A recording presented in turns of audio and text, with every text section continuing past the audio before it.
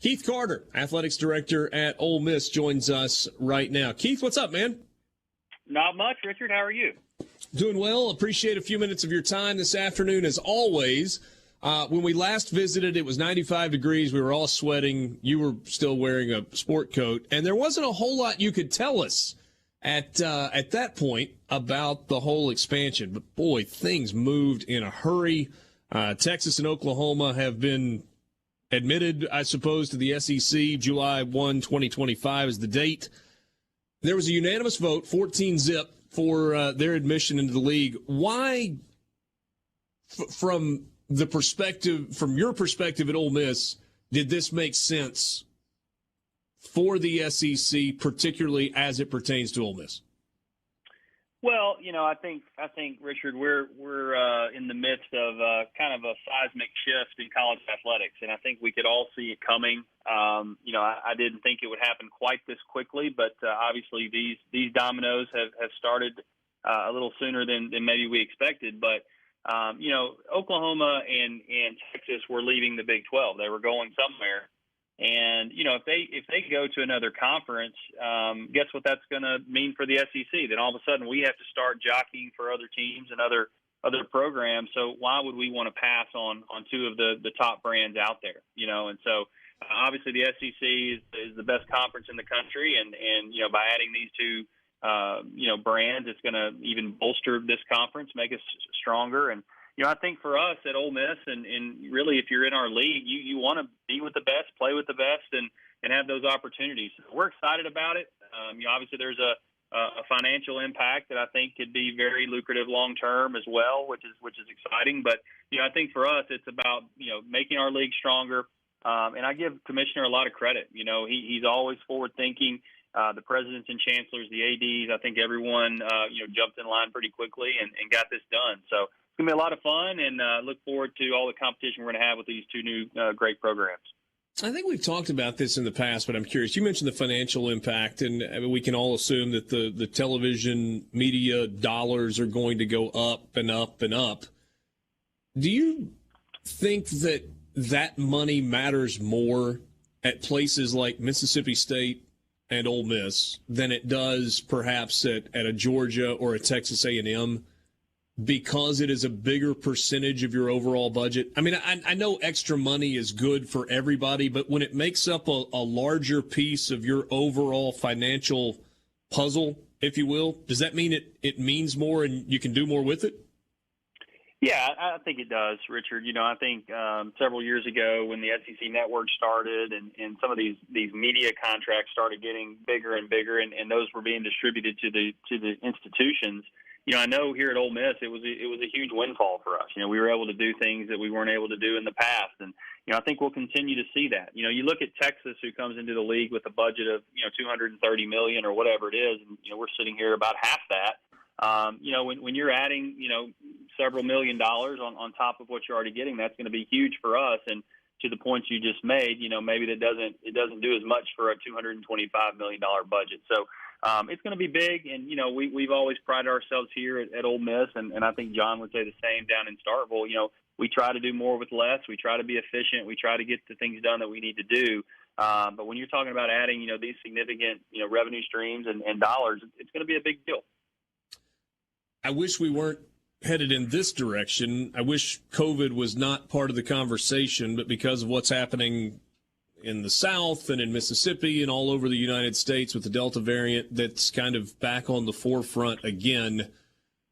What are you hearing? What are you preparing for? What are you looking at? Is it business as usual? Just kind of take us down that road. Yeah, I was talking to somebody yesterday, and we were sitting here a couple months ago, and right in the middle of a really cool baseball season and full crowds, and our cases were really down, and we're thinking we're in a pretty good spot, and then obviously this Delta variant has popped up on us and is spiking right now, so it's caused us to have some of those conversations that we were having this time last year, and unfortunately I think that those are prudent right now. We've got to look at this. We've got to take it seriously and continue to monitor, what we're doing. But, I think from a standpoint of where we are with our fall sports, obviously you have football and soccer, which are outdoor, volleyball is indoors. So I think right now we're planning as much as business as usual as we can for the outdoor sports, and obviously, thinking about, what it might mean for our indoor sport of volleyball, what it might mean in the classroom here at Ole Miss, those type of things. But, we're going to continue to monitor. Our hope is that, this thing will spike quickly and go back down, and we can get back to some more normalcy. But, it is unfortunate that, we're talking about this, almost as much as we were this time last year. Going back to SEC Media Days, Greg Sankey didn't directly answer, but he indirectly answered the question about postponements and the fact that there weren't built-in extra days in the calendar this year to reschedule games. I think he didn't want to necessarily use the word forfeit, but it sounds like that's what he's talking about. And so going along with that is the conversation about vaccinations. And, I think the league and the individual schools have all been pushing that as hard as they can. Obviously, people have different opinions about efficacy of vaccines and personal opinions about that. Where are you guys in terms of student athletes, how they're approaching this? I don't know how specific you can or are willing to be. Yeah, I think, Richard, it's obviously a very big point that we're walking through and talking through right now.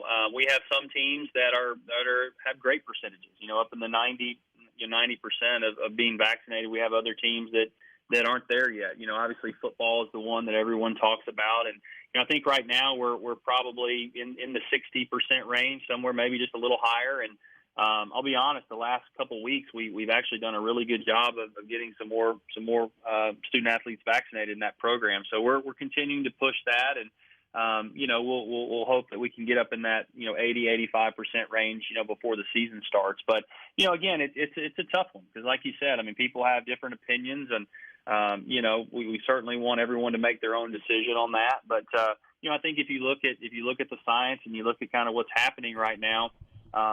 There's a ton of cases, and a lot of the ones that are getting really sick are the ones that haven't been vaccinated. So we're going to continue to educate. We had a great panel with several doctors last week with all 400 of our student athletes, and got a lot of information, a lot of facts out there. And I think our student athletes listen to that, and we've seen a jump in our vaccination rate. So we'll continue to do that, and we know that it's going to be a struggle this year. With no makeup dates, and we want to make sure that we're as healthy as possible every week. So we'll continue to push that. Keith, what's going to be testing protocol for vaccinated student athletes versus unvaccinated? Well, I think we're still kind of looking through a little bit of that with the SEC Medical Task Force. But, from my understanding, if you're vaccinated, you won't be in the protocol. You'll be able to just, not be tested. And only if you're symptomatic would you have to test. The ones that are unvaccinated, they would have to be on at least a weekly, maybe biweekly type schedule of getting tested. And so we're going to be prepared for whatever, that brings. And the unvaccinated, we'll make sure that those are tested. And like I said, try to keep them as healthy as possible as well. In terms of football tickets, what are the numbers looking like? Obviously, you're bouncing back from what was a incredibly unique year a season ago. Are the numbers where you want them to be? Well, we're actually, Richard, we put our budget estimates in every year, and we're about at that number right now. We're about 32,000 sold. That doesn't include students. It doesn't include, visiting tickets. It's just basically the fully priced season ticket. So that's about where we hope to be. I do think that there's still a large group of people that are kind of in a wait and see mode. They want to see, one, if we're actually going to get to the season, if we're going to play.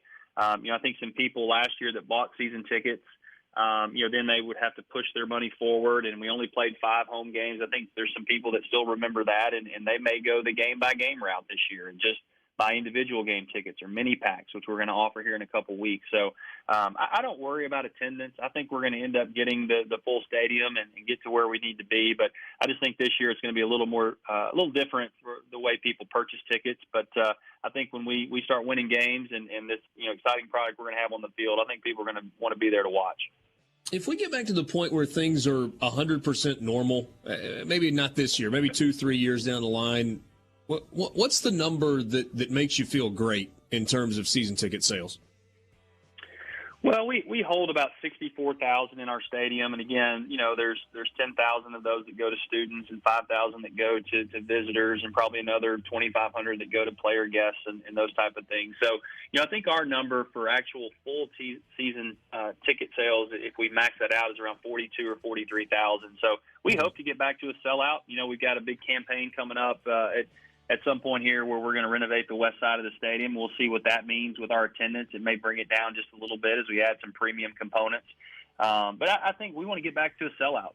With 64,000, it's important for us to have every seat in there sold. And, whether that's through a season ticket, platform or game by game, we want to make sure that place is packed. Keith, thanks so much for your time. Always enjoy the visit. Absolutely.